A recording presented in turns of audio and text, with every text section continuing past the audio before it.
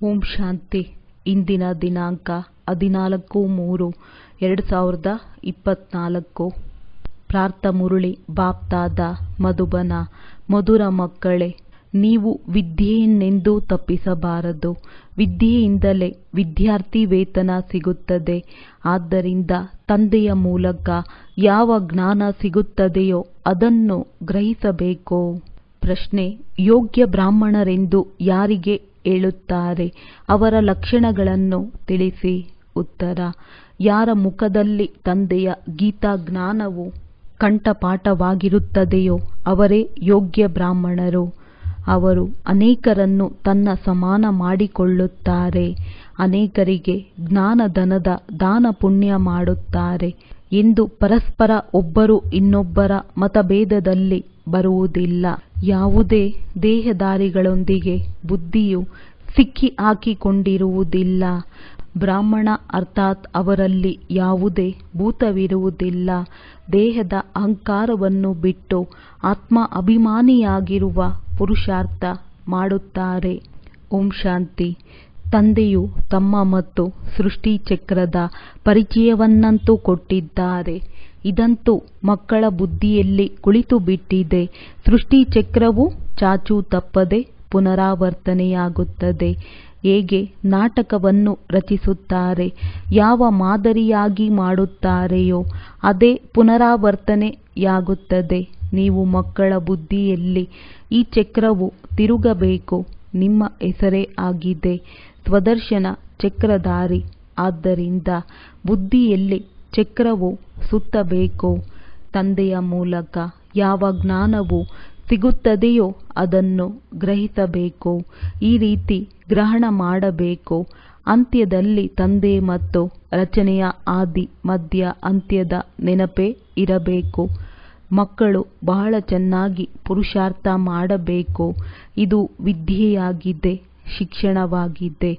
ಈ ಶಿಕ್ಷಣವನ್ನು ನೀವು ಬ್ರಾಹ್ಮಣರ ವಿನಃ ಬೇರೆ ಯಾರೂ ತಿಳಿದುಕೊಂಡಿಲ್ಲ. ವರ್ಣಗಳ ಅಂತರವಂತೂ ಇದೆಯಲ್ಲವೇ? ನಾವೆಲ್ಲರೂ ಸೇರಿ ಒಂದಾಗಬೇಕು. ಮನುಷ್ಯರು ತಿಳಿಯುತ್ತಾರೆ, ಈಗ ಇಡೀ ಪ್ರಪಂಚವಂತೂ ಒಂದಾಗಲು ಸಾಧ್ಯವಿಲ್ಲ. ಇಲ್ಲಿ ಇಡೀ ವಿಶ್ವದಲ್ಲಿ ಒಂದು ರಾಜ್ಯ, ಒಂದು ಧರ್ಮ, ಒಂದು ಭಾಷೆ ಇರಬೇಕು. ಆದರೆ ಅದು ಸತ್ಯಯುಗದಲ್ಲಿತ್ತು. ಇಡೀ ವಿಶ್ವವೇ ಒಂದು ರಾಜಧಾನಿಯಾಗಿತ್ತು. ಅದರ ಮಾಲೀಕರು ಈ ಲಕ್ಷ್ಮೀ ನಾರಾಯಣರಾಗಿದ್ದರು. ಅಂದಾಗ ನೀವು ಇದನ್ನು ತಿಳಿಸಬೇಕು. ವಿಶ್ವದಲ್ಲಿ ಶಾಂತಿಯ ರಾಜ್ಯ ಇದಾಗಿದೆ. ಇದು ಕೇವಲ ಭಾರತದ ಮಾತೇ ಆಗಿದೆ. ಯಾವಾಗ ಇವರ ರಾಜ್ಯವಿರುತ್ತದೆಯೋ ಆಗ ಇಡೀ ವಿಶ್ವದಲ್ಲಿ ಸಂಪೂರ್ಣ ಶಾಂತಿ ಇರುತ್ತದೆ. ಇದನ್ನು ನಿಮ್ಮ ವಿನಃ ಮತ್ಯಾರೂ ತಿಳಿದುಕೊಂಡಿಲ್ಲ. ಎಲ್ಲರೂ ಭಕ್ತರಾಗಿದ್ದಾರೆ. ಇದರ ವ್ಯತ್ಯಾಸವನ್ನು ನೀವು ನೋಡುತ್ತೀರಿ.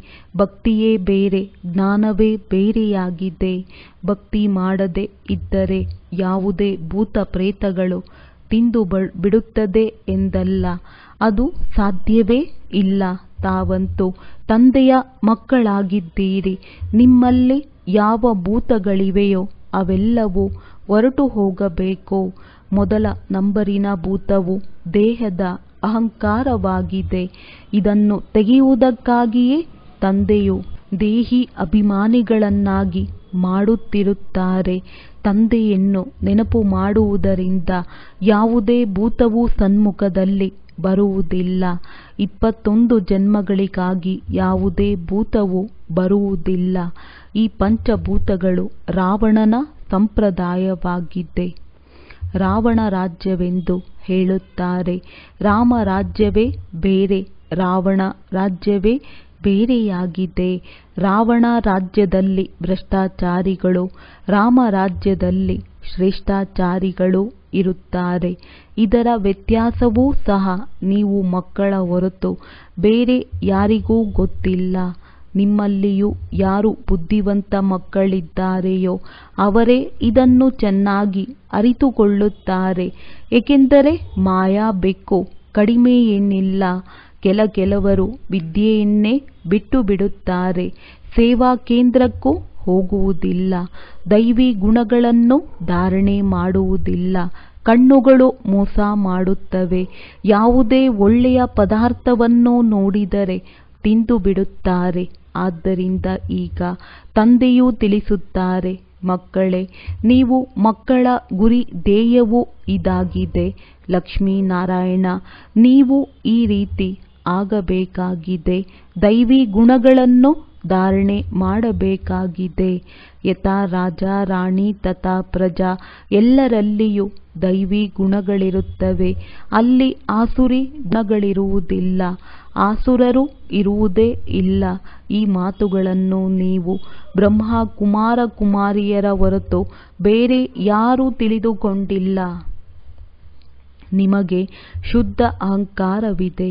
ನೀವು ಆಸ್ತಿಕರಾಗುತ್ತಿದ್ದೀರಿ, ಏಕೆಂದರೆ ಮಧುರಾತಿ ಮಧುರ ಆತ್ಮಿಕ ತಂದೆಗೆ ಮಕ್ಕಳಾಗಿದ್ದೀರಿ. ಇದು ಸಹ ಗೊತ್ತಿದೆ. ಯಾವುದೇ ದೇಹಧಾರಿಗಳೆಂದು ರಾಜಯೋಗದ ಜ್ಞಾನ ಮತ್ತು ನೆನಪಿನ ಯಾತ್ರೆಯನ್ನು ಕಲಿಸಲು ಸಾಧ್ಯವಿಲ್ಲ. ಒಬ್ಬ ತಂದೆಯೇ ಕಲಿಸುತ್ತಾರೆ. ನೀವು ಕಲಿತು ಮತ್ತೆ ಅನ್ಯರಿಗೆ ಕಲಿಸುತ್ತೀರಿ. ನಿಮ್ಮನ್ನು ಕೇಳುತ್ತಾರೆ, ನಿಮಗೆ ಇದನ್ನು ಕಲಿಸಿದವರು ಯಾರು? ನಿಮ್ಮ ಗುರು ಯಾರು? ಏಕೆಂದರೆ ಶಿಕ್ಷಕರು ಆಧ್ಯಾತ್ಮಿಕ ಮಾತುಗಳನ್ನು ತಿಳಿಸುವುದಿಲ್ಲ. ಇದನ್ನು ಗುರುಗಳೇ ಕಲಿಸುತ್ತಾರೆ. ಮಕ್ಕಳಿಗೆ ಗೊತ್ತಿದೆ, ನಮಗೆ ಗುರುಗಳಿಲ್ಲ, ಆದರೆ ಸದ್ಗುರು ಇದ್ದಾರೆ. ಅವರನ್ನು ಪರಮಾತ್ಮನೆಂದು ಹೇಳಲಾಗುತ್ತದೆ. ನಾಟಕದನುಸಾರ ಸದ್ಗುರು ತಾವೇ ಬಂದು ಪರಿಚಯ ಕೊಡುತ್ತಾರೆ ಮತ್ತು ಏನೆಲ್ಲವನ್ನು ತಿಳಿಸುತ್ತಾರೆಯೋ ಅದೆಲ್ಲವೂ ಸತ್ಯವನ್ನೇ ತಿಳಿಸುತ್ತಾರೆ ಮತ್ತು ಸತ್ಯಖಂಡದಲ್ಲಿ ಕರೆದುಕೊಂಡು ಹೋಗುತ್ತಾರೆ. ಒಬ್ಬರೇ ಸತ್ಯವಾಗಿದ್ದಾರೆ. ಆದ್ದರಿಂದ ಮತ್ಯಾವುದೇ ದೇಹಧಾರಿಗಳನ್ನು ನೆನಪು ಮಾಡುವುದು ಸುಳ್ಳಾಗಿದೆ. ಇಲ್ಲಂತೂ ನೀವು ಒಬ್ಬ ತಂದೆಯನ್ನೇ ನೆನಪು ಮಾಡಬೇಕು. ಹೇಗೆ ಎಲ್ಲ ಆತ್ಮಗಳು ಜ್ಯೋತಿರ್ಬಿಂದುವಾಗಿದ್ದಾರೆ, ಹಾಗೆಯೇ ತಂದೆಯು ಜ್ಯೋತಿರ್ಬಿಂದು ಆಗಿದ್ದಾರೆ. ಆದರೆ ಪ್ರತಿಯೊಂದು ಆತ್ಮನ ಸಂಸ್ಕಾರ ಕರ್ಮ ಬೇರೆ ಬೇರೆ ಆಗಿದೆ.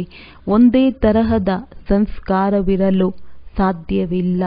ಒಂದು ವೇಳೆ ಒಂದೇ ತರಹದ ಸಂಸ್ಕಾರವಿದ್ದರೆ ಎಲ್ಲರ ಮುಖ ಲಕ್ಷಣಗಳು ಒಂದೇ ರೀತಿ ಇರಬೇಕು. ಆದರೆ ಒಂದೇ ರೀತಿಯ ಮುಖ ಲಕ್ಷಣಗಳಿರಲು ಸಾಧ್ಯವಿಲ್ಲ. ಅವಶ್ಯವಾಗಿ ಸ್ವಲ್ಪ ವ್ಯತ್ಯಾಸವಂತೂ ಇದ್ದೇ ಇದೆ. ಈ ನಾಟಕವಂತೂ ಒಂದೇ ಆಗಿದೆ. ಸೃಷ್ಟಿಯೂ ಒಂದೇ ಆಗಿದೆ. ಅನೇಕ ಇಲ್ಲ. ಆದರೆ ಮನುಷ್ಯರು ಮೇಲೆ ಮತ್ತು ಕೆಳಗೆ ಪ್ರಪಂಚವಿದೆ, ಮೇಲೆ ನಕ್ಷತ್ರಗಳಲ್ಲಿಯೂ ಪ್ರಪಂಚವಿದೆ ಎಂದು ಸುಳ್ಳು ಹೇಳುತ್ತಿರುತ್ತಾರೆ. ತಂದೆಯು ತಿಳಿಸುತ್ತಾರೆ, ಮಕ್ಕಳೇ, ಇದನ್ನು ಯಾರು ತಿಳಿಸಿದರು? ಆಗ ಶಾಸ್ತ್ರಗಳ ಹೆಸರನ್ನು ತೆಗೆದುಕೊಳ್ಳುತ್ತಾರೆ. ಶಾಸ್ತ್ರಗಳನ್ನು ಅವಶ್ಯವಾಗಿ ಯಾರಾದರೂ ಮನುಷ್ಯರೇ ಬರೆದಿರುತ್ತಾರೆ. ನಿಮಗಂತೂ ಗೊತ್ತಿದೆ, ಇದಂತೂ ಮಾಡಲ್ಪಟ್ಟ ನಾಟಕವಾಗಿದೆ. ಕ್ಷಣ ಪ್ರತಿಕ್ಷಣ ಇಡೀ ಪ್ರಪಂಚದ ಯಾವ ಪಾತ್ರವು ನಡೆಯುತ್ತದೆಯೋ ಇದು ಮಾಡಲ್ಪಟ್ಟಂತಹ ಆಟವಾಗಿದೆ. ಈ ಚಕ್ರವು ಹೇಗೆ ತಿರುಗುತ್ತದೆ? ಎಲ್ಲ ಮನುಷ್ಯ ಮಾತ್ರರು ಹೇಗೆ ಪಾತ್ರವನ್ನು ಅಭಿನಯಿಸುತ್ತಾರೆ?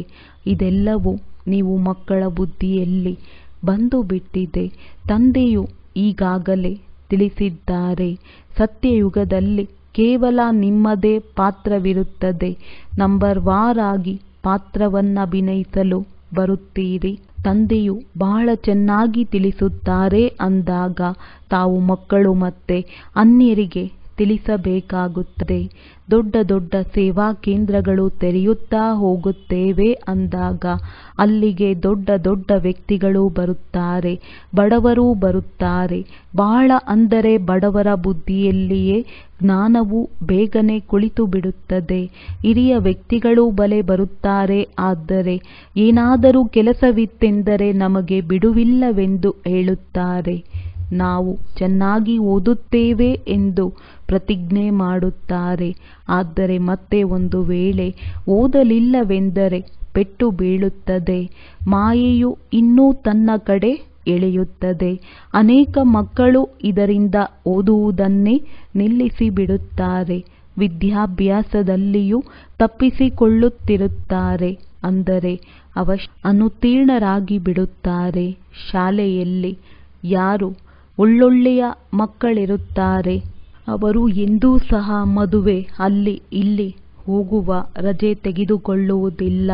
ಏಕೆಂದರೆ ನಾವು ಚೆನ್ನಾಗಿ ಓದಿ ವಿದ್ಯಾರ್ಥಿ ವೇತನವನ್ನು ಪಡೆಯಬೇಕೆಂದು ಬುದ್ಧಿಯಲ್ಲಿರುತ್ತದೆ. ಆದ್ದರಿಂದ ಓದುತ್ತಾರೆ. ವಿದ್ಯೆಯನ್ನು ತಪ್ಪಿಸುವ ವಿಚಾರ ಮಾಡುವುದಿಲ್ಲ. ಅವರಿಗೆ ವಿದ್ಯಾಭ್ಯಾಸದ ವಿನಃ ಬೇರೇನೂ ಪ್ರಿಯವಾಗುವುದೇ ಇಲ್ಲ. ಅದರಿಂದ ಅವರು ವ್ಯರ್ಥವಾಗಿ ಸಮಯವು ಕಳೆಯುತ್ತದೆ ಎಂದು ತಿಳಿಯುತ್ತಾರೆ.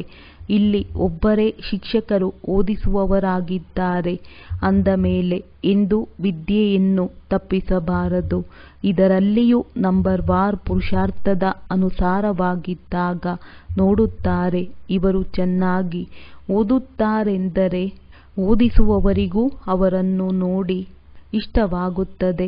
ಶಿಕ್ಷಕರ ಹೆಸರು ಪ್ರಸಿದ್ಧವಾಗುತ್ತದೆ. ಅವರ ಗ್ರೇಡ್ ಹೆಚ್ಚಾಗುತ್ತದೆ. ಶ್ರೇಷ್ಠ ಪದವಿಯೂ ಸಿಗುತ್ತದೆ. ಇಲ್ಲಿಯೂ ಸಹ ಮಕ್ಕಳು ಯಾರೆಷ್ಟು ಓದುತ್ತಾರೆಯೋ ಅಷ್ಟು ಶ್ರೇಷ್ಠ ಪದವಿಯನ್ನು ಪಡೆಯುತ್ತಾರೆ. ಕೆಲವರು ಓದಿ ಶ್ರೇಷ್ಠ ಪದವಿಯನ್ನು ಪಡೆಯುತ್ತಾರೆ, ಇನ್ನು ಕೆಲವರು ಕಡಿಮೆ. ಎಲ್ಲದರ ಆಧಾರವು ಒಂದೇ ರೀತಿಯಿರುವುದಿಲ್ಲ, ಬುದ್ಧಿಯ ಮೇಲೆ ಆಧಾರಿತವಾಗಿದೆ. ಅಲ್ಲಂತೂ ಮನುಷ್ಯರು ಮನುಷ್ಯರಿಗೆ ಓದಿಸುತ್ತಾರೆ. ಆದರೆ ನಿಮಗೆ ತಿಳಿದಿದೆ, ಬೇಅದ್ದಿನ ತಂದೆಯು ನಮಗೆ ಓದಿಸುತ್ತಾರೆಂದ ಮೇಲೆ ಬಹಳ ಚೆನ್ನಾಗಿ ಓದಬೇಕು. ಇದರಲ್ಲಿ ಹುಡುಗಾಟಿಕೆ ಮಾಡಬಾರದು, ವಿದ್ಯೆಯನ್ನು ಬಿಡಬಾರದು. ಉಲ್ಟಾ ಸುಲ್ಟಾ ಮಾತುಗಳನ್ನು ತಿಳಿಸಿ ಪರಸ್ಪರ ಶತ್ರುಗಳು ಆಗಿಬಿಡುತ್ತಾರೆ. ಪರಮತದಂತೆ ನಡೆಯಬಾರದು. ಶ್ರೀಮತಕ್ಕಾಗಿ ಯಾರು ಏನೇ ಹೇಳಲಿ, ಆದರೆ ನಿಮಗೆ ನಿಶ್ಚಯವಿದೆ, ನಮಗೆ ತಂದೆಯು ಓದಿಸುತ್ತಾರೆ ಅಂದ ಮೇಲೆ ನಾವು ವಿದ್ಯೆಯನ್ನು ಬಿಡಬಾರದು. ಮಕ್ಕಳು ನಂಬರ್ವಾರ್ ಇದ್ದಾರೆ. ತಂದೆಯಂತೂ ಮೊದಲನೇ ನಂಬರಿನವರಾಗಿದ್ದಾರೆ. ಈ ಶಿವತಂದೆಯಿಂದಲೇ ಓದಬೇಕಾಗಿದೆ. ಶಿವತಂದೆಯಿಂದಲೇ ಸಂಪಾದನೆಯನ್ನು ಮಾಡಿಕೊಳ್ಳಬೇಕಾಗಿದೆ. ಕೆಲವರು ಉಲ್ಟಾ ಸುಲ್ಟಾ ಮಾತುಗಳನ್ನು ತಿಳಿಸಿ ಅನ್ಯರ ಮುಖವನ್ನು ತಿರುಗಿಸಿ ಬಿಡುತ್ತಾರೆ. ಈ ಬ್ಯಾಂಕ್ ಶಿವತಂದೆಯದಾಗಿದೆ, ತಿಳಿದುಕೊಳ್ಳಿ. ಯಾರಾದರೂ ಹೊರಗಡೆ ಸತ್ಸಂಗವನ್ನು ಪ್ರಾರಂಭಿಸುತ್ತಾರೆ, ನಾವು ಶಿವತಂದೆಯ ಬ್ಯಾಂಕಿನಲ್ಲಿ ಜಮಾ ಮಾಡಬೇಕು ಅಂದ ಮೇಲೆ ಹೇಗೆ ಮಾಡುವುದು ಎಂದು ಕೇಳುತ್ತಾರೆ. ಮಕ್ಕಳು ಯಾರು ಬರುತ್ತಾರೆಯೋ ಅವರು ಶಿವತಂದೆಯ ಭಂಡಾರದಲ್ಲಿ ಹಾಕುತ್ತಾರೆ. 1 ಪೈಸೆ ಕೊಟ್ಟರೂ ಸಹ ಅದಕ್ಕೆ 100 ಪಟ್ಟು ಪ್ರತಿಫಲವೂ ಸಿಗುತ್ತದೆ. ಶಿವತಂದೆಯೂ ತಿಳಿಸುತ್ತಾರೆ, ನಿಮಗೆ ಇದಕ್ಕೆ ಬದಲಾಗಿ ಮೆಹಲ್ಲುಗಳು ಸಿಗುತ್ತದೆ. ಈ ಹಳೆಯ ಪ್ರಪಂಚವು ಸಮಾಪ್ತಿಯಾಗಲಿದೆ. ಧನವಂತರು ಒಳ್ಳೊಳ್ಳೆಯ ಕುಟುಂಬದಿಂದ ಅನೇಕರು ಬರುತ್ತಾರೆ. ಆದರೆ ಶಿವತಂದೆಯ ಭಂಡಾರದಿಂದ ನಮ್ಮ ಪಾಲನೆಯಾಗುವುದಿಲ್ಲ ಎಂದು ಯಾರೂ ಹೇಳುವುದಿಲ್ಲ. ಎಲ್ಲರ ಪಾಲನೆಯಾಗುತ್ತದೆ. ಕೆಲವರು ಸಾಹುಕಾರರಿದ್ದಾರೆ, ಇನ್ನು ಕೆಲವರು ಬಡವರಿದ್ದಾರೆ. ಸಾಹುಕಾರರಿಂದ ಬಡವರ ಪಾಲನೆಯಾಗುತ್ತದೆ. ಆದರೆ ಯೋಗ್ಯರು ಆಗಿರಬೇಕು, ಆರೋಗ್ಯವಂತರು ಆಗಿರಬೇಕು, ಜ್ಞಾನವನ್ನು ಕೊಡುವಂತವರಿರಬೇಕು. ಸರ್ಕಾರವೂ ಸಹ ಬಹಳ ಪರಿಶೀಲನೆ ಮಾಡಿ ಅವರನ್ನು ಆಯ್ಕೆ ಮಾಡುತ್ತದೆ. ಹಾಗೆಯೇ ಇಲ್ಲಿಯೂ ಸಹ ಇವರು ಸರ್ವೀಸ್ ಮಾಡಬಲ್ಲರೆ ಎಂದು ಎಲ್ಲವನ್ನು ನೋಡಲಾಗುತ್ತದೆ. ನಂಬರ್ವಾರ್ ಅಂತೂ ಇರುತ್ತಾರೆ. ಎಲ್ಲರೂ ತಮ್ಮ ಪುರುಷಾರ್ಥವನ್ನು ಮಾಡುತ್ತಿರುತ್ತಾರೆ. ಕೆಲವರು ಒಳ್ಳೆಯ ಪುರುಷಾರ್ಥ ಮಾಡುತ್ತಾ ಗೈರು ಹಾಜರಿಯಾಗುತ್ತಾರೆ. ಕಾರಣ ಅಕಾರಣದಿಂದ ಬರುವುದನ್ನೇ ಬಿಟ್ಟು ಬಿಡುತ್ತಾರೆ. ಮತ್ತೆ ಆರೋಗ್ಯವು ಸಹ ಹಾಳಾಗಿ ಬಿಡುತ್ತದೆ. ಸದಾ ಆರೋಗ್ಯವಂತರನ್ನಾಗಿ ಮಾಡಲು ಇದೆಲ್ಲವನ್ನು ಕಲಿಸಲಾಗುತ್ತದೆ. ಯಾರಿಗೆ ಆಸಕ್ತಿ ಇದೆಯೋ ಅವರು ನೆನಪಿನಿಂದಲೇ ನಮ್ಮ ಪಾಪಗಳು ತುಂಡಾಗುತ್ತವೆ ಎಂದು ತಿಳಿಯುತ್ತಾರೆ ಮತ್ತು ಬಹಳ ಚೆನ್ನಾಗಿ ಪುರುಷಾರ್ಥವನ್ನು ಮಾಡುತ್ತಾರೆ. ಇನ್ನು ಕೆಲವರು ಹಾಗೆಯೇ ಸುಮ್ಮನೆ ಸಮಯವನ್ನು ಕಳೆಯುತ್ತಿರುತ್ತಾರೆ ಅಂದಾಗ ತಮ್ಮ ತಮ್ಮ ಪರಿಶೀಲನೆ ಮಾಡಿಕೊಳ್ಳಬೇಕು. ತಂದೆಯು ತಿಳಿಸುತ್ತಾರೆ, ಹುಡುಗಾಟಿಕೆ ಮಾಡುತ್ತೀರೆಂದರೆ ಯಾರಿಗೂ ಓದಿಸಲು ಇವರಿಂದಾಗುವುದಿಲ್ಲ ಎಂದು ತಿಳಿದು ಬಿಡುತ್ತದೆ. ತಂದೆಯು ತಿಳಿಸುತ್ತಾರೆ, 7 ದಿನಗಳಲ್ಲಿ ನೀವು ಯೋಗ್ಯ ಬ್ರಾಹ್ಮಣಿಯಾಗಿ ಬಿಡಬೇಕು. ಕೇವಲ ಹೆಸರಿಗೆ ಮಾತ್ರವಲ್ಲ, ಯಾರ ಮುಖದಲ್ಲಿ ತಂದೆಯ ಗೀತಾ ಜ್ಞಾನವು ಕಂಠಪಾಠವಾಗಿರುತ್ತದೆಯೋ ಅವರೇ ಬ್ರಾಹ್ಮಣಿಯಾಗಿದ್ದಾರೆ. ಬ್ರಾಹ್ಮಣರಲ್ಲಿಯೂ ನಂಬರ್ ವಾರಂತೂ ಇದ್ದೇ ಇರುತ್ತಾರೆ, ಇಲ್ಲಿಯೂ ಹಾಗೆಯೇ ಇರುತ್ತಾರೆ. ಅಂದ ಮೇಲೆ ವಿದ್ಯೆಯ ಮೇಲೆ ಗಮನವಿಲ್ಲವೆಂದರೆ ಏನಾಗುತ್ತದೆ? ಪ್ರತಿಯೊಬ್ಬರೂ ತಮ್ಮ ಪುರುಷಾರ್ಥವನ್ನು ಮಾಡಬೇಕು. ಸರ್ವೀಸಿನ ಪ್ರತ್ಯಕ್ಷ ಪ್ರಮಾಣವನ್ನು ಕೊಡಬೇಕು. ಆಗಲೇ ಇವರು ಇಂತಹ ಪದವಿಯನ್ನು ಪಡೆಯುವರೆಂದು ಅರ್ಥವಾಗುತ್ತದೆ. ನಂತರ ಅದೇ ಕಲ್ಪಾಂತರಕ್ಕಾಗಿ ನಿಗದಿಯಾಗಿ ಬಿಡುತ್ತದೆ. ಓದುವುದಿಲ್ಲ, ಓದಿಸಲಿಲ್ಲವೆಂದರೆ ತಿಳಿಯಬೇಕು, ನಾನೇ ಪೂರ್ಣವಾಗಿ ಓದಲಿಲ್ಲ, ಆದ್ದರಿಂದಲೇ ಓದಿಸಲು ಆಗುತ್ತಿಲ್ಲ. ತಂದೆಯು ಹೇಳುತ್ತಾರೆ, ಮಕ್ಕಳೇ, ನೀವು ಅನ್ಯರಿಗೆ ಓದಿಸುವಷ್ಟು ಯೋಗ್ಯರು ಏಕೆ ಆಗುವುದಿಲ್ಲ? ಎಲ್ಲಿಯವರೆಗೆ ಬ್ರಾಹ್ಮಣಿಯರನ್ನು ಕಳುಹಿಸುವುದು? ತಮ್ಮ ಸಮಾನರನ್ನಾಗಿ ಮಾಡಿಕೊಂಡಿಲ್ಲವೇ? ಯಾರು ಬಹಳ ಚೆನ್ನಾಗಿ ಓದುತ್ತಾರೆಯೋ ಅವರಿಗೆ ಸಹಯೋಗವನ್ನು ಕೊಡಬೇಕು. ಅನೇಕರಿಗೆ ಪರಸ್ಪರ ಮತಭೇದವಿರುತ್ತದೆ. ಒಬ್ಬರು ಇನ್ನೊಬ್ಬರಲ್ಲಿ ಸಿಕ್ಕಿಕೊಂಡು ವಿದ್ಯೆಯನ್ನೇ ಬಿಟ್ಟು ಬಿಡುತ್ತಾರೆ. ಯಾರು ಮಾಡುತ್ತಾರೆಯೋ ಅವರೇ ಪಡೆಯುತ್ತಾರೆ. ಒಬ್ಬರು ಇನ್ನೊಬ್ಬರ ಮಾತಿನಲ್ಲಿ ಬಂದು ನೀವು ವಿದ್ಯೆಯನ್ನೇಕೆ ಬಿಟ್ಟು ಬಿಡುತ್ತೀರಿ? ಇದು ಸಹ ಡ್ರಾಮಾ. ಅದೃಷ್ಟದಲ್ಲಿಲ್ಲ. ದಿನಪ್ರತಿದಿನ ವಿದ್ಯೆಯು ಮುಂದುವರಿಯುತ್ತಾ ಹೋಗುತ್ತದೆ.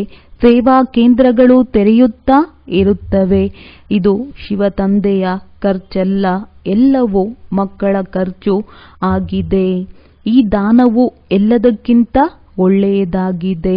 ಹೇಗೆ ಆ ದಾನದಿಂದ ಅಲ್ಪಕಾಲದ ಸುಖ ಸಿಗುತ್ತದೆ, ಹಾಗೆಯೇ ಇದರಿಂದ 21 ಜನ್ಮಗಳ ಪ್ರಾಪ್ತಿಯು ಸಿಗುತ್ತದೆ. ನಿಮಗೆ ಗೊತ್ತಿದೆ, ನಾವು ನರನಿಂದ ನಾರಾಯಣರಾಗಲು ಇಲ್ಲಿಗೆ ಬಂದಿದ್ದೇವೆ ಅಂದಾಗ ಯಾರು ಚೆನ್ನಾಗಿ ಓದುತ್ತಾರೆಯೋ ಅವರನ್ನು ಅನುಸರಿಸಿ. ಎಷ್ಟು ನಿಯಮಿತವಾಗಿ ಓದಬೇಕು? ಅನೇಕರು ದೇಹಾಭಿಮಾನದಲ್ಲಿ ಬಂದು ತಮ್ಮ ಅದೃಷ್ಟದೊಂದಿಗೆ ಮುನಿಸಿಕೊಳ್ಳುತ್ತಾರೆ. ಆದ್ದರಿಂದ ಮೆಜಾರಿಟಿ ಮಾತೆಯರದ್ದಾಗಿದೆ. ಮಾತೆಯರ ಹೆಸರು ಪ್ರಸಿದ್ಧವಾಗಿದೆ. ನಾಟಕದಲ್ಲಿ ಮಾತೆಯರ ಉನ್ನತಿಯು ನಿಗದಿಯಾಗಿದೆ. ಅಂದ ಮೇಲೆ ತಂದೆಯು ಮಧುರಾತಿ ಮಧುರ ಮಕ್ಕಳಿಗೆ ತಿಳಿಸುತ್ತಾರೆ, ತಮ್ಮನ್ನು ಆತ್ಮನೆಂದು ತಿಳಿದು ನನ್ನೊಬ್ಬನನ್ನೇ ನೆನಪು ಮಾಡಿ ಆತ್ಮ ಅಭಿಮಾನಿಯಾಗಿ. ಶರೀರ ಇಲ್ಲವೆಂದರೆ ಅನ್ಯರದ್ದನ್ನು ಹೇಗೆ ಕೇಳುತ್ತೀರಿ? ಆದ್ದರಿಂದ ಇದನ್ನು ಪಕ್ಕಾ ಅಭ್ಯಾಸ ಮಾಡಿ. ನಾವು ಆತ್ಮರಾಗಿದ್ದೇವೆ, ಈಗ ನಾವು ಹಿಂತಿರುಗಿ ಹೋಗಬೇಕಾಗಿದೆ. ತಂದೆಯು ತಿಳಿಸುತ್ತಾರೆ, ಮಕ್ಕಳೇ, ಇದೆಲ್ಲವನ್ನು ತ್ಯಾಗ ಮಾಡಿ ತಂದೆಯನ್ನು ನೆನಪು ಮಾಡಿ. ಇದರ ಮೇಲೆಯೇ ಎಲ್ಲವೂ ಆಧಾರವಾಗಿದೆ. ಉದ್ಯೋಗ ವ್ಯವಹಾರಗಳನ್ನು ಬಲೆ ಮಾಡುತ್ತಾ ಇರಿ. 8 ಗಂಟೆ ವ್ಯವಹಾರ, 8 ಗಂಟೆ ವಿಶ್ರಾಂತಿ. ಇನ್ನುಳಿದ 8 ಗಂಟೆಗಳಲ್ಲಿ ಈ ಸರ್ಕಾರದ ಸೇವೆ ಮಾಡಿ. ಇದು ಸಹ ನನ್ನ ಸೇವೆಯಲ್ಲ, ನೀವು ಇಡೀ ವಿಶ್ವದ ಸೇವೆ ಮಾಡುತ್ತೀರಿ. ಇದಕ್ಕಾಗಿ ಸಮಯವನ್ನು ತೆಗೆಯಿರಿ. ಮುಖ್ಯವಾದುದು ನೆನಪಿನ ಯಾತ್ರೆಯಾಗಿದೆ. ಆದ್ದರಿಂದ ಸಮಯವನ್ನು ವ್ಯರ್ಥವಾಗಿ ಕಳೆಯಬಾರದು. ಆ ಸರ್ಕಾರದ ಸರ್ವೀಸನ್ನು 8 ಗಂಟೆಗಳ ಕಾಲ ಮಾಡುತ್ತೀರಿ. ಅದರಿಂದೇನು ಸಿಗುತ್ತದೆ? 2000, 5000. ಆದರೆ ಈ ಸರ್ಕಾರದ ಸೇವೆ ಮಾಡುತ್ತೀರೆಂದರೆ ನೀವು ಪದಮಾಪದಂಪತಿ ಆಗುತ್ತೀರಿ. ಅಂದ ಮೇಲೆ ಎಷ್ಟು ಪ್ರೀತಿಯಿಂದ ಸೇವೆ ಮಾಡಬೇಕೋ? ಅಷ್ಟರತ್ನಗಳಾಗಿದ್ದಾರೆಂದರೆ ಅವಶ್ಯವಾಗಿ ಅವರು 8 ಗಂಟೆಗಳ ಕಾಲ ತಂದೆಯನ್ನು ನೆನಪು ಮಾಡಿರುವರು. ಭಕ್ತಿ ಮಾರ್ಗದಲ್ಲಿ ಬಹಳ ನೆನಪು ಮಾಡುತ್ತಾರೆ, ಸಮಯವನ್ನು ಕಳೆಯುತ್ತಾರೆ. ಆದರೆ ಸಿಗುವುದೇನೂ ಇಲ್ಲ. ಗಂಗಾ ಸ್ನಾನ, ಜಪ, ತಪ ಮೊದಲಾದವುಗಳನ್ನು ಮಾಡುವುದರಿಂದ ತಂದೆಯಿಂದ ಆಸ್ತಿಯನ್ನು ಪಡೆಯಲು ತಂದೆಯೇ ಸಿಗುವುದಿಲ್ಲ. ಇಲ್ಲಂತೂ ನಿಮಗೆ ತಂದೆಯಿಂದ ಆಸ್ತಿಯೂ ಸಿಗುತ್ತದೆ. ಒಳ್ಳೆಯದು. ಮಧುರಾತಿ ಮಧುರ ಅಗಲಿ ಹೋಗಿ ಮರಳಿ ಸಿಕ್ಕಿರುವ ಮಕ್ಕಳ ಪ್ರತಿ ಮಾತ್ಪಿತಾ ಬಾಪ್ ತಾದಾರವರ ನೆನಪು, ಪ್ರೀತಿ ಹಾಗೂ ಸುಪ್ರಭಾತ. ಆತ್ಮಿಕ ಮಕ್ಕಳಿಗೆ ಆತ್ಮಿಕ ತಂದೆಯ ನಮಸ್ತೆ. ಧಾರಣೆಗಾಗಿ ಮುಖ್ಯ ಸಾರ: ಶ್ರೀಮತವನ್ನು ಬಿಟ್ಟು ಎಂದೂ ಪರಮತದಂತೆ ನಡೆಯಬಾರದು. ಉಲ್ಟಾ ಸುಲ್ಟಾ ಮಾತುಗಳಲ್ಲಿ ವಿದ್ಯೆಯೊಂದಿಗೆ ಮುಖ ತಿರುಗಿಸಿಕೊಳ್ಳಬಾರದು. ಮತಭೇದದಲ್ಲಿ ಬರಬಾರದು. ತಮ್ಮನ್ನು ಪರಿಶೀಲನೆ ಮಾಡಿಕೊಳ್ಳಬೇಕು. ನಾವು ಎಂದೂ ತಪ್ಪುಗಳನ್ನು ಮಾಡುವುದಿಲ್ಲವೇ? ವಿದ್ಯೆಯ ಮೇಲೆ ಪೂರ್ಣ ಗಮನವಿದೆಯೇ? ಸಮಯವಂತೂ ವ್ಯರ್ಥವಾಗಿ ಕಳೆಯುತ್ತಿಲ್ಲವೇ? ಆತ್ಮ ಅಭಿಮಾನಿ ಆಗಿದ್ದೇನೆಯೇ? ಆತ್ಮಿಕ ಸೇವೆಯನ್ನು ಹೃದಯಪೂರ್ವಕವಾಗಿ ಮಾಡುತ್ತಿದ್ದೇನೆಯೇ? ವರದಾನ: ಆತ್ಮೀಯ ಶಕ್ತಿಯ ಜೊತೆ ನಿರಹಂಕಾರಿಗಳಾಗಿ ಸತ್ಯ ಜ್ಞಾನದ ಪ್ರತ್ಯಕ್ಷ ಸ್ವರೂಪ ತೋರಿಸುವಂತಹ ಸತ್ಯ ಸೇವಾದಾರಿ ಭವ.